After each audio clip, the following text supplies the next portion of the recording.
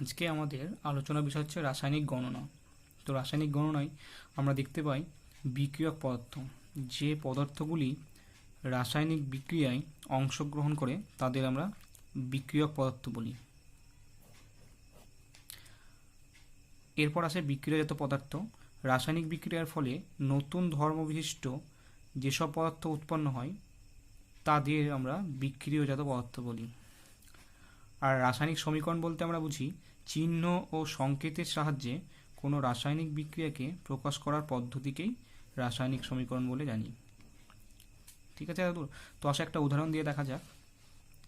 ধরি যেমন এখানে N2+3H2 মিলে তৈরি করেছে 2NH3, এক অণু নাইট্রোজেন ও 3 অণু হাইড্রোজেন মিলে তৈরি করেছে 2 অণু অ্যামোনিয়া। এখানে N2 ও 3H2 এটা হচ্ছে বিক্রিয়ক পদার্থ, এরা বিক্রিয়া করে অ্যামোনিয়া উৎপন্ন করেছে। এই অ্যামোনিয়াটা সেটা হচ্ছে বিক্রিয়াজাত পদার্থ, মানে আমরা বিক্রিয়ার ফলে অ্যামোনিয়াটা উৎপন্ন হয়েছে এদের। এটাকে সমগ্র বিক্রিয়াটা একটা রাসায়নিক সমীকরণ। ঠিক আছে, এরপর দেখা যাক রাসায়নিক সমীকরণ থেকে আমরা কি কি তথ্য জানতে পারি। প্রথম জানতে পারি যেটা হচ্ছে এটা গুণগত তথ্য, যে বিক্রিয়ায় কি কি যৌগ বা মৌল মিলে বিক্রিয়া করে কি কি যৌগ বা মৌল উৎপন্ন করে সেটা জানা যায়। যেমন ধরি এখানে C+O2 CO2 উৎপন্ন করে আর কিছুটা তাপ উৎপন্ন করে। এখানে কার্বন আর অক্সিজেন অণু মিলে কার্বন ডাইঅক্সাইড তৈরি করছে, তাহলে এটা জানা গেল যে কার্বন ও অক্সিজেন অণু মিলে কার্বন ডাইঅক্সাইড তৈরি করছে, অর্থাৎ এই গুণগত তথ্য জানা যায়। 2 নম্বর যেটা জানা যায় সেটা হচ্ছে পরিমাণগত তথ্য, যে কত ভাগ ওজনের কি কি পদার্থ মিলে কত ভাগ ওজনের কোন কোন পদার্থ উৎপন্ন হয় নতুন করে সেটা জানা যায়। সেটা ওজন বলতে কিন্তু এখানে ভরকেই বোঝানো হয় মেনলি, অর্থাৎ আমরা পদার্থগুলির একটা ওজন মাত্রিক সম্পর্কটা জানতে পারি। আর 2 নম্বর যেটা জানতে পারি সেটা হচ্ছে বিক্রিয়ক ও বিক্রিয়াজাত পদার্থ গ্যাসীয় হলে একই চাপ ও উষ্ণতায় ওদের আয়তনের অনুপাত, অর্থাৎ আয়তন মাত্রিক একটা সম্পর্কও আমরা জানতে পারি। এখানে একটা চলো সমীকরণ দেখা যাচ্ছে N2+3H2 যেটা 2NH3 তৈরি করেছে। তো এখান থেকে আমরা কি কি জানতে পারবো সমীকরণ থেকে সেটা একটু দেখে নেওয়া যাক। এক অণু নাইট্রোজেন ও 3 অণু হাইড্রোজেন মিলে তৈরি করেছে 2 অণু অ্যামোনিয়া। তো এখানে বিক্রিয়ক পদার্থ হচ্ছে প্রথমেই N2 আর H2, আর যেটা বিক্রিয়া যেটা তৈরি হয়েছে বিক্রিয়ার ফলে সেটা হচ্ছে NH3 অর্থাৎ অ্যামোনিয়া। সমীকরণ থেকে যেটা জানতে পারি সেটা হচ্ছে 1 মোল নাইট্রোজেন অণু 3 মোল হাইড্রোজেন অণু সঙ্গে বিক্রিয়া করে যেটা তৈরি করে সেটা 2 মোল অ্যামোনিয়া অণু। এখান থেকে আরও আমরা জানতে পারি যে 2 × 14 28 গ্রাম ভর, অর্থাৎ এর নাইট্রোজেনের আমরা পারমাণবিক ভর জানি 14, অর্থাৎ 28 গ্রাম ভরের নাইট্রোজেন একটা।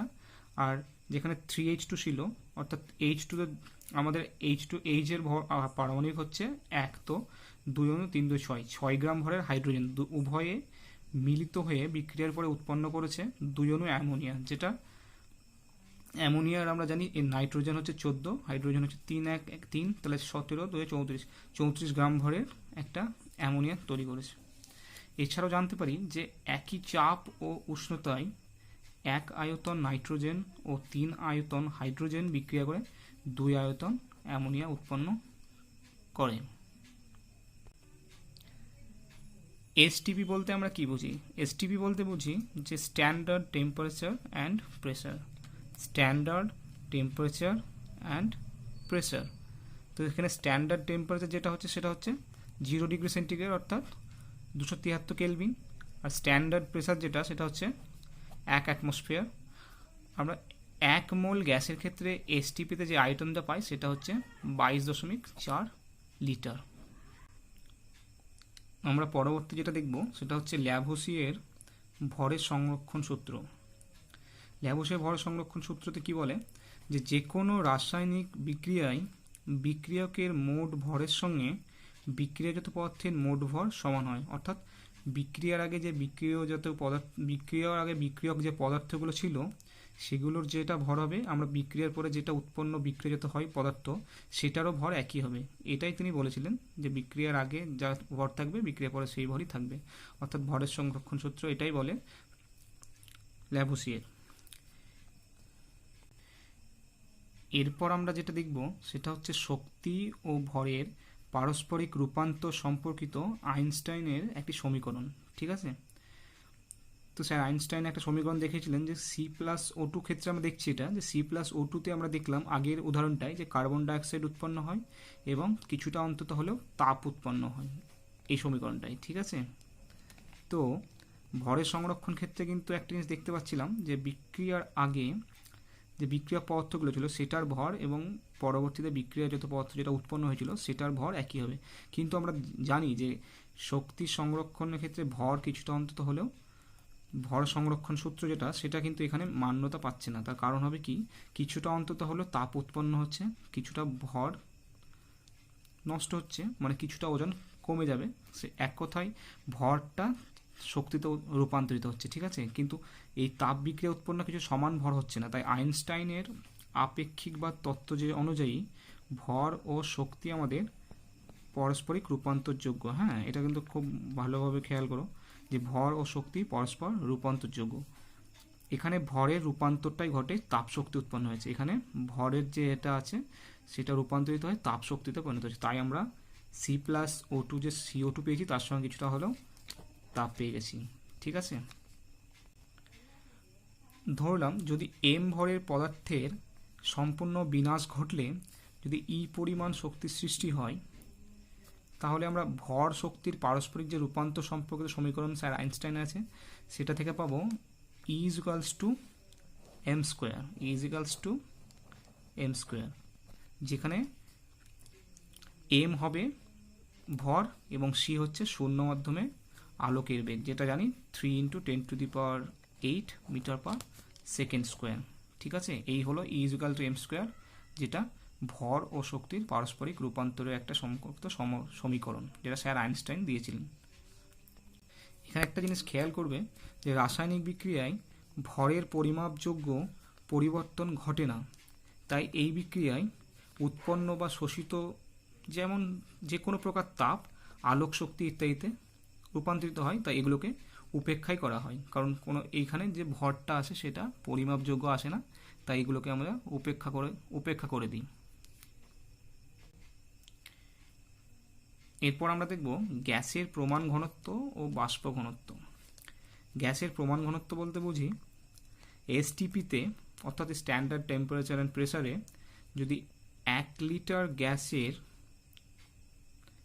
গ্রামে প্রকাশিত ভরকে গ্যাসটির প্রমাণ ঘনত্ব বলে। অর্থাৎ STP-তে 1 লিটার যে কোনো গ্যাসের গ্রামে প্রকাশিত ভরটিকেই আমরা গ্যাসটির প্রমাণ ঘনত্ব বলি। হাইড্রোজেনের ক্ষেত্রে প্রমাণ ঘনত্ব হচ্ছে হাইড্রোজেনের 0.89 গ্রাম/লিটার। ঠিক আছে, এরপর আসছে গ্যাসের বাষ্প ঘনত্ব বা আপেক্ষিক ঘনত্ব। একই চাপ ও উষ্ণতায় যে কোনো গ্যাসের ভর সম আয়তন হাইড্রোজেন গ্যাসের ভরের যত গুণ সেই সংখ্যাকেই ওই গ্যাসের বাষ্প ঘনত্ব বলে। অর্থাৎ একই চাপ ও উষ্ণতায় কোনো গ্যাসের ভর যা হবে সেটা সম আয়তন হাইড্রোজেন গ্যাসের ভরের অনুপাতে সেই তত গুণটাই হবে, অর্থাৎ এখানে একটা অনুপাত বোঝায়। ঠিক আছে, এই অনুপাতের জন্যই এর কোনো একক নেই, অর্থাৎ যেহেতু দুটি ভরেরই অনুপাত তাই এর কোনো গ্যাসের বাষ্প ঘনত্বের কোনো একক আমরা পাই না। এবং একই চাপ অর্থাৎ P এবং সম উষ্ণতায় বলেছে মানে একই তাপ অর্থাৎ T, আমরা শর্ট ফর্মে লিখেছি T তাপের ক্ষেত্রে এবং চাপের ক্ষেত্রে P, তো এই T ও P অর্থাৎ চাপ ও তাপ পরিবর্তনে এর কোনো পরিবর্তনই আমরা দেখতে পাই না, অর্থাৎ এর কোনো পরিবর্তন হয় না। এরপর আমরা যেটা দেখব সেটা হচ্ছে গ্যাসের প্রমাণ ঘনত্বের সঙ্গে গ্যাসের বাষ্প ঘনত্বের একটা সম্পর্ক। গ্যাসের বাষ্প ঘনত্ব দেখলাম আমরা যে V লিটার গ্যাসের ভর আর V লিটার হাইড্রোজেন গ্যাসের ভর, তো এটা আমরা লিখতে পারি 1 লিটার গ্যাসের ভর 1 লিটার হাইড্রোজেন গ্যাসের ভর একই চাপ ও উষ্ণতায়। STP-তে ঠিক তেমনই 1 লিটার গ্যাসের যে কোনো ভর ও STP-তে 1 লিটার হাইড্রোজেন গ্যাসের যে কোনো ভর। এবার আমরা জানি যে STP-তে 1 লিটার গ্যাসের ভর মানে হচ্ছে সেটা গ্যাসের প্রমাণ ঘনত্ব, আর আমরা জানি STP-তে 1 লিটার হাইড্রোজেন গ্যাসের ভর হচ্ছে 0.089, অর্থাৎ এটা আমরা ক্যালকুলেশন করে দেখতে পাবো গ্যাসের প্রমাণ ঘনত্ব সমান গ্যাসের বাষ্প ঘনত্ব গুণিত 0.089, এই হচ্ছে সম্পর্ক। গ্যাসের প্রমাণ ঘনত্বের সঙ্গে গ্যাসের বাষ্পীয় ঘনত্বের।